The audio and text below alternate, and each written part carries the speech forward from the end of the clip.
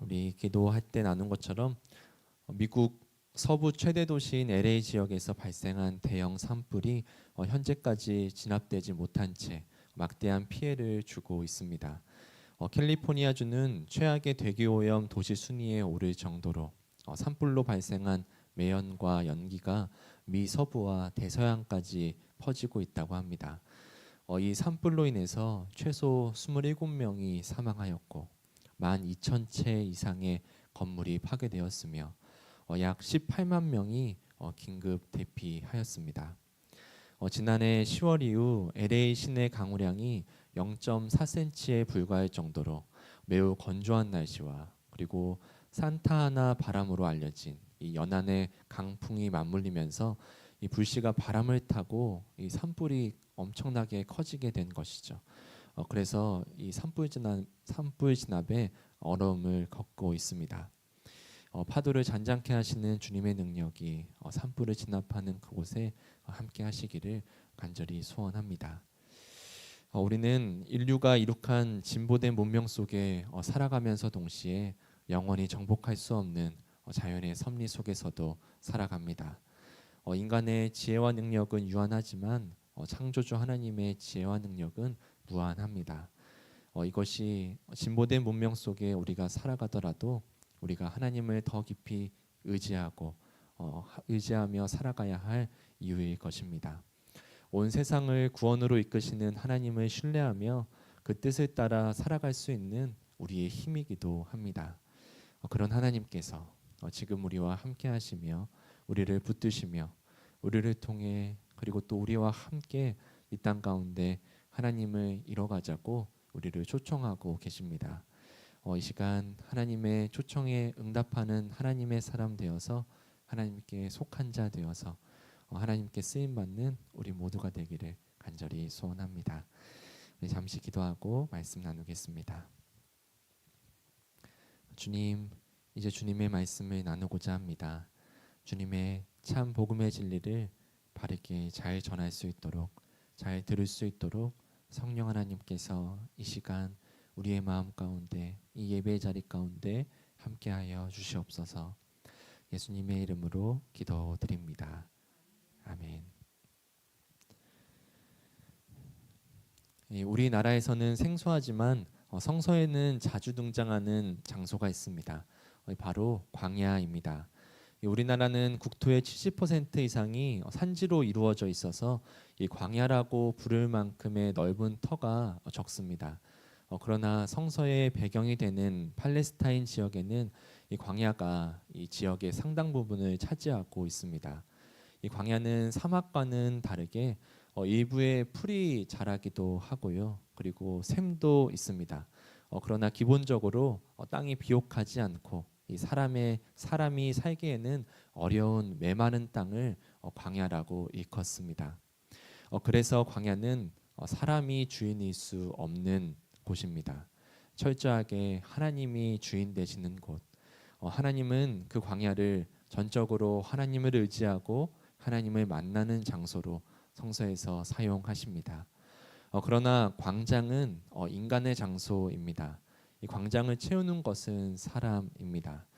이 광야가 하나님을 만나는 장소라면 광장은 하나님을 만난 사람들이 살아가는 장소라 말할 수 있겠습니다. 오늘 예수님의 오심을 준비하였던 세례자 요한의 삶을 통해 우리도 우리의 광야에서 하나님을 만나고 우리의 광장에서 하나님을 만난 사람으로서 살아가는 것이 무엇인지 함께 나눠보고자 합니다. 예수님께서 태어나신 이스라엘은 로마 제국의 지배를 받고 있었습니다. 로마 제국은 이스라엘을 다스릴 총독을 파견했고요. 또 그들의 효율적인 통치를 위해서 이 로마 제국에 협력하는 토착 세력에게 그들의 권력을 위임해서 이스라엘을 다스렸습니다. 그래서 우리가 잘 아는 본디오 빌라도가 이 총독으로 로마 제국에서 파견되어서 유대 땅을 통치하였고요. 당시 헤롯 가문이 이 로마 제국에 협력해서 빌붙어서 분봉 왕으로서 이스라엘을 다스리고 있었습니다. 이 헤롯 왕에게는 세 아들이 있었는데요. 이 첫째가 헤롯 아킬라오, 이 둘째가 헤롯 안티파스, 셋째가 헤롯 빌립입니다. 이 세례자 요한과 예수님께서 활동하셨던 그때의 헤롯은 이 둘째 아들인 헤롯 안티파스를 가리킵니다. 그들은 이 로마 제국으로부터 권력을 위임받은 것이기 때문에 당연히 이스라엘 백성들의 안위보다는 이 로마 제국의 명령을 따랐고 그들의 이익을 쫓았고 자신들의 안위와 체제 유지를 위한 불의한 통치를 행했던 왕들이었습니다. 이런 헤롯 가문의 통치 아래서 이 교모하게 더욱 나쁘게 이스라엘 백성들을 괴롭히는 사람들이 있었는데요. 바로 이 성전의 권력자들이었습니다. 그들 또한 그들의 권력과 지위를 지키기 위해서 이 로마 제국과 아주 긴밀하게 협력하였습니다.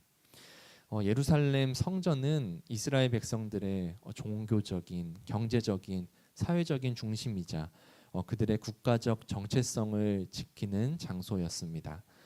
그래서 성전을 운영하는 제사장들의 권위는 절대적이라고 말할 수 있습니다. 또한 백성들에게 이 성전세, 이 성전 세금을 징수하였고요. 이 재물을 매매하는 경제적인 권력도 가지고 있었습니다. 그래서 그 매매하는 장소에서 예수님께서 다 뒤엎으시잖아요.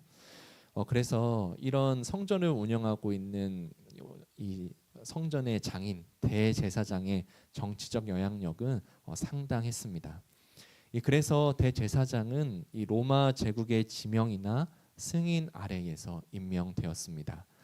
정리하자면 이스라엘의 세속적인 권력은 로마 제국이 파견한 총독 그들에게 빌붙은 분봉왕에게 있다면 이스라엘의 종교적인 권력은 대제사장과 서기관, 바리새인과 장로들에게 있었습니다.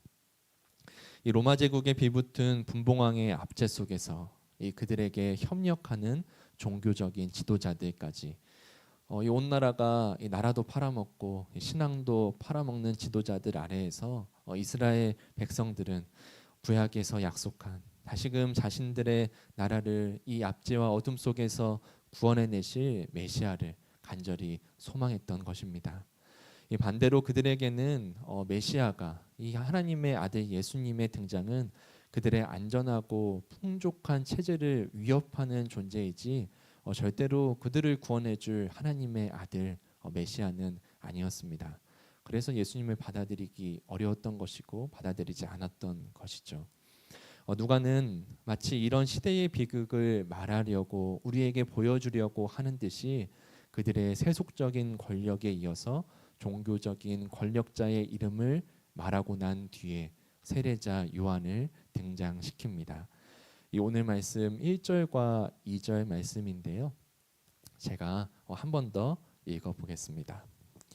이 로마 제국의 디베르 황제가 왕위에 오른 지 15째 해에 곧 곤디오 빌라도가 총독으로 유대를 통치하고 헤롯 안티파스 둘째 아들이 분봉왕으로 갈릴리를 다스리고 그의 동생 헤롯 빌립이 이 분봉왕으로 이두레와 드라고니 지방을 다스리고 루사니아가 분봉왕으로 아빌레네를 다스리고 이 로마로부터 임명받은 안나스와 가야바가 대제사장으로 있을 때에 하나님의 말씀이 광야에 있는 사가랴의 아들 요한에게 내렸다. 그런 참담한 시대 속에서 마침내 하나님의 말씀이 광야에 있는 제사장 사가랴의 아들 요한에게 임하였습니다. 그는 제사장의 아들로서 30세가 되면 성전 직무를 감당하게 됩니다. 이전에 말씀드린 로마 제국의 속국이지만 제사장의 특권을 누릴 수 있는 그런 특권을 보장받은 사람이 바로 세례자 요한이었습니다. 그러나 그는 광야에 있었습니다. 이 광야는 단순히 지역적 장소나 지리적인 명칭을 의미하지 않습니다. 이 로마 황제도 분봉왕도 어떤 사람도 주인일 수 없는 곳, 철저하게 하나님이 주인 되시는 곳, 하나님을 만나는 장소에 있었다는 뜻입니다. 이 마가복음에서는 그런 세례자 요한이 광야에서 낙타 털옷을 입고 허리에 가죽띠를 띠고 메뚜기와 석청 그러니까 들꿀이죠. 들에서 나는 꿀을 먹었다고 전합니다. 그의 의식주를 이렇게 상세하게 적은 이유는요. 그가 보장받은 안락함과 부요함을 떠났다는 버렸다는 뜻입니다. 그리고 반대로 하나님을 만나기 위해 하나님만을 붙잡고 그 광야에서 생활했다는 의미입니다. 그는 광야에서 하나님의 말씀을 붙잡고 구약의 약속이 하나님의 약속이 이스라엘 땅 가운데 이루어지기를 간절히 기도했을 것입니다. 로마 제국의 식민 지배 속에서 이 폭력과 억압 속에 살아가는 이스라엘 백성들을 위해서 기도했을 것입니다. 이스라엘의 중심인 성전의 권력자들이 그들의 신앙을 버리고 부패하고 외식에 빠져 있는 이 암담한 현실에 탄식하며 기도했을 것입니다. 그렇게 광야에서 기도와 말씀을 붙잡은 요한에게 하나님의 말씀이 임하셨습니다. 그리고 요한은 담대하게 자신에게 임한 하나님의 말씀을 그 하늘의 소리를 사람들에게 선포하기 시작했습니다.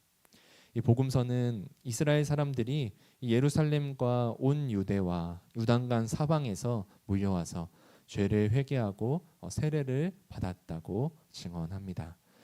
그리고 이사야의 말씀이 세례자 요한을 통해 이루어지고 있음을 누가는 곧이어서 서술합니다.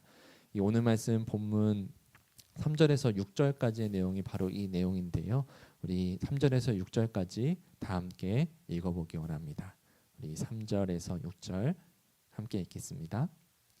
요한은 요단강 주변 온 지역을 찾아가서 죄사함을 받게 하는 회개의 세례를 선포하였다. 그것은 이사야의 예언서에 적혀 있는 대로였다. 광야에서 외치는 이의 소리가 있다. 너희는 주님의 길을 예비하고 그 길을 곧게 하여라. 모든 골짜기는 메우고 모든 산과 언덕은 평평하게 하고 굽은 것은 곧게 하고 험한 길은 평탄하게 해야 할 것이니 모든 사람이 하나님의 구원을 볼 것이다. 아멘. 광야에서 외치는 이의 소리는 세례자 요한을 사로잡고 그의 가슴을 뜨겁게 만든 구약의 말씀이었을 것입니다. 그리고 그는 세례를 베풀었습니다. 당시의 유대 관습에서는요, 이 유대인들은 세례를 받지 않았습니다. 레위기 법에 따라서 이 부정한 것을 정결하게 할 때 물로 씻는 정결 예식은 했었지만 이 세례 주는 것은 세례 받는 것은 이방인들이 다른 나라 사람들이 유대교로 개종할 때만 세례를 베풀었습니다. 하나님을 믿기로 다짐한 그런 이방인들에게만 세례를 베풀었습니다. 왜냐하면 유대인들은 이미 스스로가 나는 하나님께 받은 우리는 택한 백성이다라는 그런 선민 신앙, 그런 선민 의식이 있었기 때문입니다. 아마도 이방인들이 개종해서 세례 받았을 때 자신들은 세례를 받지 않았으니까 조금의 우월한 어떤 것을 그 우월한 감정을 느꼈을 것 같습니다. 그러나 요한은 이방인들만이 아니라 유대인들에게 세례를 베풀었다고 말씀에 나와 있습니다. 이것은 유대인의 혈통이나 율법을 준수하는 것이 하나님의 백성이 되는 것이 아니라 진정으로 회개하고 돌이키는 죄사함의 세례야말로 이 다가오는 하나님의 때에 하나님의 백성이 되는 것임을 알려주기 위함이었습니다. 이 굳어버린 유대 관습을 깨트린 파격적인 행보였습니다. 그리고 그는 담대하게 거침없이 광장에서 하나님의 말씀을 선포합니다. 이 세속적인 종교적인 권력자들의 위선과 악함을 고발합니다. 하나님을 만난 사람으로서 어떻게 살아가야 하는지 회개의 구체적인 삶의 모습을 보여주며 하나님의 사랑과 정의로움을 따라서 살아가라고 준엄하게 하나님의 말씀을 가르칩니다.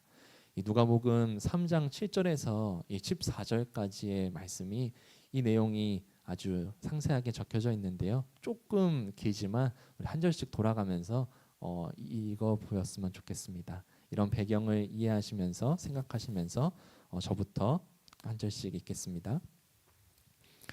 요한은 자기에게 세례를 받으러 나오는 무리에게 말하였다. 독사의 자식들아, 누가 너희에게 닥쳐올 진노를 피하라고 일러주더냐.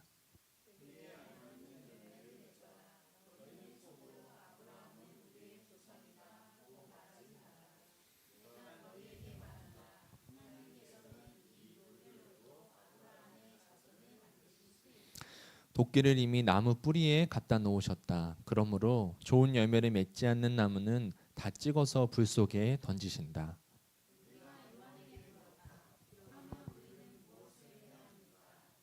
요한이 그들에게 대답하였다. 속옷을 2벌 가진 사람은 없는 사람에게 나누어 주고 먹을 것을 가진 사람도 그렇게 하여라.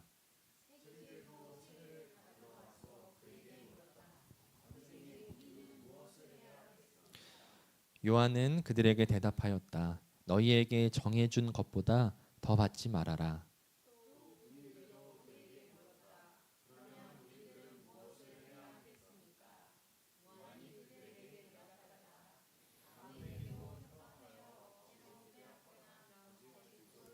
빼앗거나 속여서 빼앗지 말고 너희의 봉급으로 만족하게 여겨라. 아멘. 하늘의 소리가 광장에서 모든 이들에게 울려 퍼집니다. 일반 유대인 백성들, 세리, 군병들까지 찾아와 회개의 세례를 받기를 원했고 회개에 합당한 열매가 무엇인지 세례자 요한에게 물었습니다.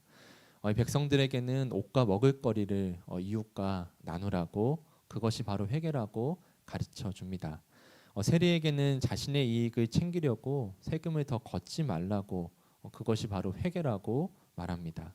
그리고 군인들에게는 그들이 가진 권력으로 백성들을 괴롭히지 말고 약탈하지 말고 받은 월급, 받은 봉급으로 만족하며 사는 것이 회개라고 말합니다. 자신의 욕망대로 살지 말고 하나님의 사랑을 따라, 하나님의 정의를 따라 살아가는 삶이 회개임을 그들에게 알려준 것입니다. 이처럼 하늘의 소리는 그렇게 광야에서 세례자 요한에게 임하였고 세례자 요한은 그 말씀을 광장에서 모든 이들에게 선포하였습니다. 각 사람들이 살아가는 장소에서 하늘의 소리를 따라 살아갈 수 있도록 세례자 요한을 하나님께서 사용하신 것입니다. 우리도 그렇습니다. 우리의 광야에서 하나님이 주인 되시는 그곳에서 우리에게 말씀하시는 하늘의 목소리가 보다 선명하게 들려집니다. 한 신부님께서 교통사고를 당하며 겪은 일을 나눠 보려고 합니다. 한 신부님께서 교통사고를 당했습니다. 이 신부님은 이 장애를 가진 아이를 학교에 데려다주는 봉사를 하고 있었습니다. 그래서 집에서 살던 집에서 그곳까지 거리는 차로 5분 정도 되었다고 하는데요. 간밤에 눈이 많이 내려서 폭설이 내려서 길이 온통 얼음판이 되어버려서 차를 끌고 갈 수 없었다고 합니다.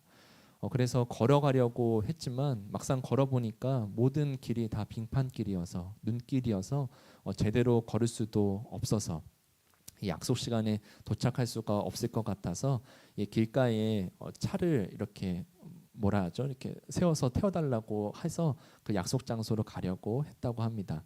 근데 이렇게 차를 이렇게 얻어 타려고 이렇게 했는데도 아무도 태워주지 않았대요. 그래서 신부님 마음에 막 분노가 끌어올랐대요. 그러던 중에 이 한 승합차가 그 눈길 때문에 그 운전을 잘못해서 그 신부님을 치게 됐고 이 승합차 사이드 미러에 치여서 이 신부님이 중상을 입었다고 합니다. 이 신부님이 응급실에 도착해서 이 엑스레이를 찍어 보니까 이 갈비뼈 5개가 부러져 있었지만 의사가 그래도 생명에는 지장이 없다고, 생명의 위험을 줄 정도는 아니라는 말을 듣고 이 신부님은 안심했다고 합니다. 그런데 얼마 지나지 않아서 이 극심한 통증과 이 헛구역질이 올라왔다고 합니다. 그래서 정밀 검사를 다시 병원에 가서 해보니까 이 몸속에 내부에 출혈이 계속되고 있어서 이 비장을 이렇게 잘라내는 수술을 해야 하는데 이미 몸속에 너무 많은 피를 흘려서 죽을 수도 있다고. 사실 수술을 해서 이 비장을 잘라내도 회복되기 어려울 수 있다는 그런 소식을 듣게 되었습니다. 이 한순간에 이 죽음의 문턱 앞에 놓인 신부님은 그의 책에서 이 죽음이 낯설게 느껴졌다고 말합니다. 그토록 평생 동안 삶과 죽음에 대해서, 영생에 대해서 이야기했지만 막상 정말 죽음이 다가오니 그 죽음이 낯설게, 그 죽음이 두렵게 느껴졌던 것이겠죠. 신부님은 그 순간 이 사랑하는 사람들을 보내야 하는 게 두렵다고 생각했답니다. 근데 그렇게 생각하니까 그게 아니었다고 합니다. 사랑하는 사람들은 오히려 잘 가라고 손을 흔들어 주는 것처럼 느껴졌는데 해결되지 않은 분노 때문에 그 삶을 더 살아야겠다는 생각이 들었다고 합니다. 이 자기랑 원한이 있는 사람들, 또 자기가 용서하지 못한 사람들, 그리고 자기가 용서를 빌어야 하는 사람들이 마치 자기가 하나님 나라로 가는데 자기 발목을 꽉 붙잡고 있다는 느낌이 들었다고 합니다. 이 수술이 마치고도 위험한 상황은 계속되었고 이 회복실에 누워있던 신부님은 그래서 정신이 들 때마다 이 자신을 돌보던 측근에게 아주 상세하게 자신의 이야기를 했다고 합니다. 이 떠오르는 대로 자신의 아무에게도 하지 않았던 그동안 부끄러웠던 그리고 자신도 용서하지 않았고 용서하지 못했던 그런 모든 이야기를 다 털어놓았다고 합니다. 뭐 저는 나에게 이런 짓을 해서 내가 아주 분노를 품고 있었고 뭐 크리스는 내가 아직 용서하지 못했는데 용서를 했고 등등의 아주 작은 섭섭했던 이야기, 화났던 이야기, 용서하지 못했고 그리고 또 내가 용서를 빌어야 하는 그런 모든 이야기를 다 했다고 합니다. 이런 이야기를 다 나누고 나서 주님의 음성이 들려오는 것처럼 느꼈다고 하네요. 애야 두려워하지 말고 건너오거라. 생의 마지막 순간이라 생각하고 눈을 감았습니다. 그런데 이걸 어쩌죠? 살아났습니다. 감사하게도 살아났습니다. 신부님은 막상 자신의 이야기를 다 털어놨는데 살게 되니까 그때 민망한 것도 있고 그때 정말 사실은 하나님의 나라가 무엇인지에 대해서 깊이 경험했다고 합니다. 내가 어떻게 살아야 하는지, 죽음 앞에 나란 사람은 어떤 존재인지, 그때 정말 하나님의 나라를 산다는 것이 무엇인지 경험했다고 그의 책에 적혀 있습니다. 바로 이 신부님의 이름은 헨리 나우엔이고요. 헨리 나우엔이 쓴 거울 너머의 세계라는 책에 나온 내용입니다. 이처럼 이 헨리 나우엔처럼 극단적인 상황은 아닐지라도 뭐 우리 삶에서도 이 광야 같은 시간이 아니었다면 듣지 않았을, 그렇게 따르지 못했을 하나님의 말씀이 우리 안에 있습니다. 그래서 그 광야 같은 순간에는 너무나 외롭고 괴롭고 그리고 힘겹지만 그 시간이어야만 들리는 하늘의 목소리를 우리는 듣게 됩니다. 그리고 그 목소리는 우리 삶을 통해 나만이 아니라 나의 삶을 통해서 다른 이들에게 하나님의 음성으로 들려지게 됩니다. 바로 오늘 말씀의 주인공인 세례자 요한처럼 말입니다. 여러분의 광야는 언제였습니까? 스스로 결단하여 찾아간 하나님의 장소에서 아니면 갑작스럽게 내 삶에 맞닥뜨린 광야 속에서 우리는 어떤 하나님의 말씀을 붙잡고 어떤 기도로 그 시간을 지나오셨습니까? 그곳에서 하나님은 그 광야 속에서 우리에게 어떤 말씀을 들려주시며 우리의 가슴을 뜨겁게 하셨습니까? 세례자 요한은 광야에 외치는 자의 소리가 되어 주님 오실 길을 예비하였습니다. 하나님 나라의 백성이 자신이 살아가는 곳에서 어떻게 살아야 하는지, 무엇이 진정한 회개인지 그의 삶과 그가 전한 말씀이 하나가 되어 이스라엘 백성들을 하나님께로 돌이키게 하였습니다. 하나님께서 이 시간 우리를 세례자 요한처럼 개인의 삶과 시대적 상황 속에서 모든 삶의 자리에서 다시 오실 주님을 예비하는 자로 우리를 부르시고 계십니다. 광야에서 우리에게 말씀하신 하나님께서 갑자기 이게